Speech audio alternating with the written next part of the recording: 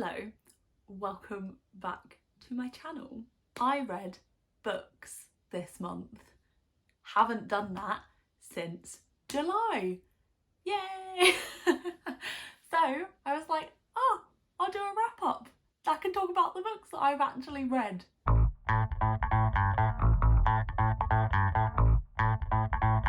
Welcome back to my channel. It's been a while. I don't really know where to film in this flat yet. For those who don't know, I moved to Manchester, and I just don't know where to. I'm not quite sure, so I'll probably experiment a little bit. Without further ado, I think we should just get straight into the wrap up. Haven't read anything in so long, and in the past week or like few weeks, I've read 4 books. I'm so impressed with myself. I've noted them down here on my little power hour, just the books so I don't forget, because 2 of them are audiobooks. So I was trying to get back into reading and I thought thriller, and I really wanted an audiobook, and I was going on a long drive, so I was like ideal, and it was the best decision I've ever made. And so the book that I read was I Killed Zoe Spanos by Kit Frick. I asked for recommendations on Instagram. Oh, who suggested this book? I can't remember. Lay? I think it was Lay from Bookshelves and Soliloquies. I think it was, yeah. I think it was Lay. Yeah, it was Lay. Yeah, so I Killed Zoe Spanos. It's a YA thriller, and I had a great time with it. I was really encapsulated with it. Really thrilled, if you will. The premise is that this girl basically is like a nanny in this like really posh, small, privileged town in the Hamptons in New York. She gets a bit entwined with this missing girl case because Zoe Spanos is missing, and we go from there. Won't say anything else. But yeah, I thought it was really good. It was really, I mean, some of the romance was unnecessary, but for the most part I really enjoyed it. I really enjoyed in particular the audiobook, because there is a podcast, a true crime podcast throughout, and you hear those episodes of the podcast and it sounds like a podcast, which I thought was really cool. So gripping. Was the kind of book where I was finding tasks to do so I could listen to my audiobook. Would recommend. Book number 2 I finished was Show Us Who You Are by Elle McNicoll. This was a recommendation from Lily, from Literary Lily. Thank you, Lily. And this was the first physical book that I finished since July. And what a read.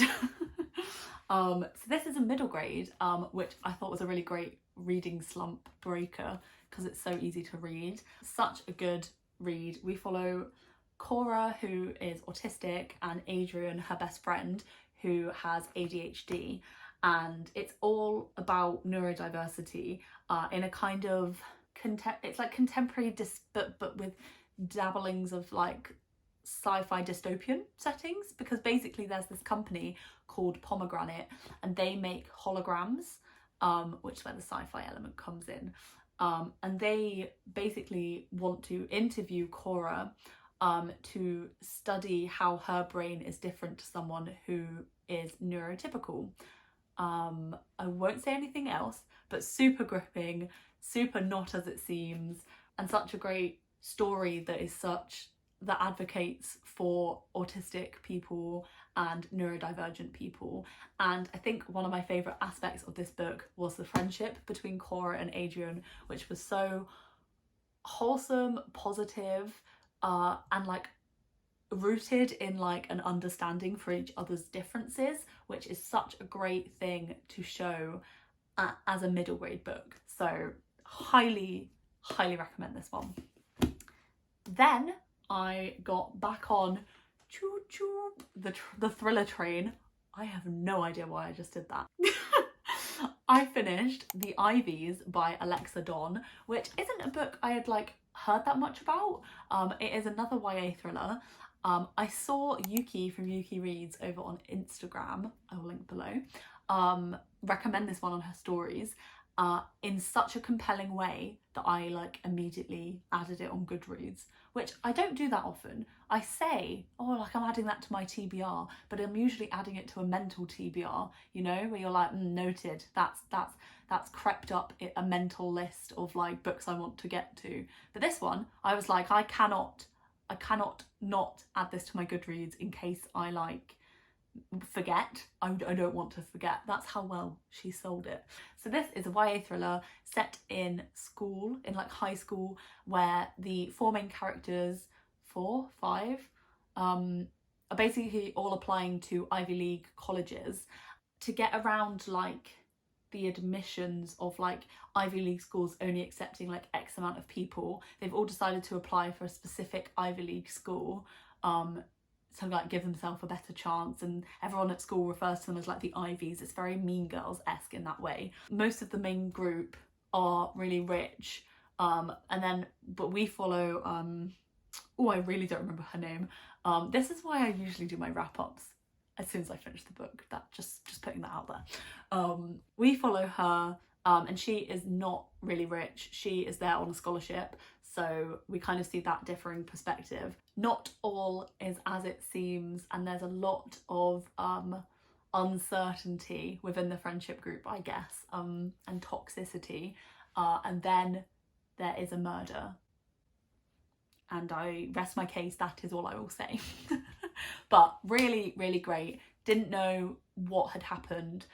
Really did keep me guessing. I like suspected things, and the thing that turned out to be correct, I had suspected sort of, but in like not even in the way that it was turned out to be. So really great, really liked it, really kept me guessing, kept me listening.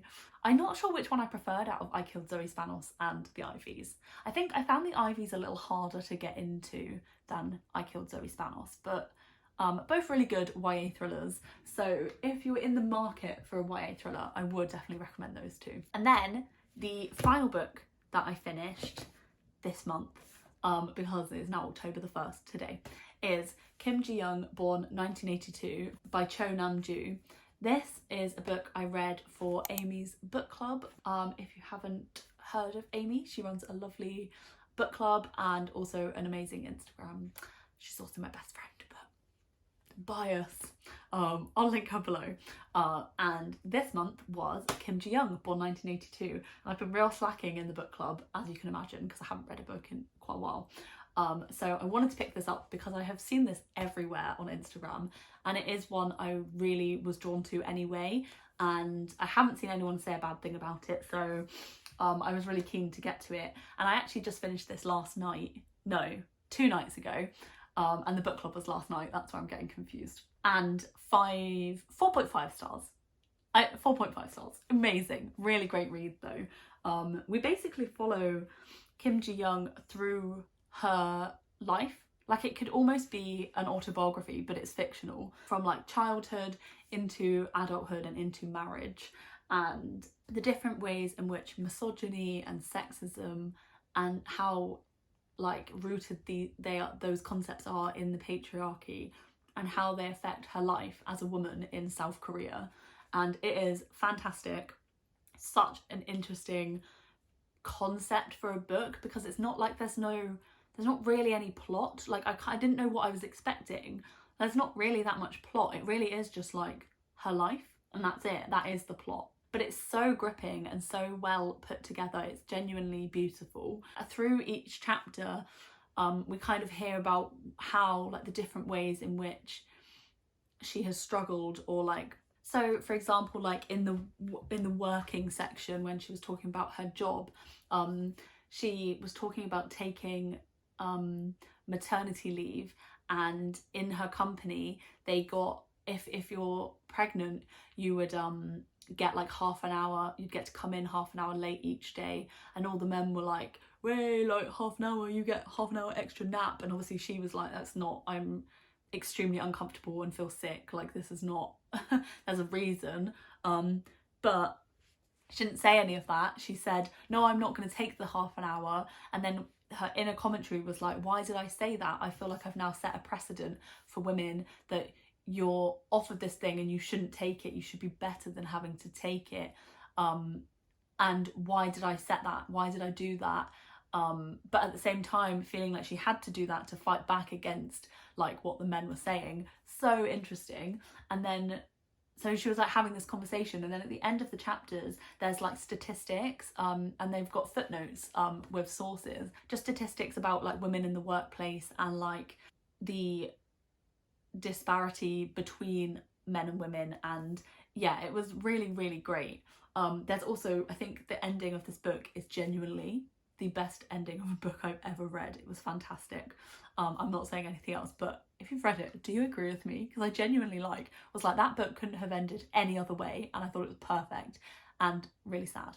So yeah, that was that book. Amazing. Basically, I really would recommend every book I've read this month. Like, I'm very happy, and I'm so happy that like the 4 books that I've read after my slump have been all excellent, and I loved them all. Like, what a great time. So yeah, that is my little wrap up for you. Hopefully in October I will do my regular wrap-ups where I do a little clip at the end of every time I've read a book, and it's a bit more vlog style, but I figured I would just show you the books that I've read this month because I'm so excited that I've read a book. Have you read any of these? Let me know. What was your favourite book that you read last month? I would love to know. If you stay to the end but you don't have anything to comment, that's totally chill. Just put a little like autumnal leaf because I'm so excited for autumn. And yeah, thank you for watching. I will see you in a new video. Bye.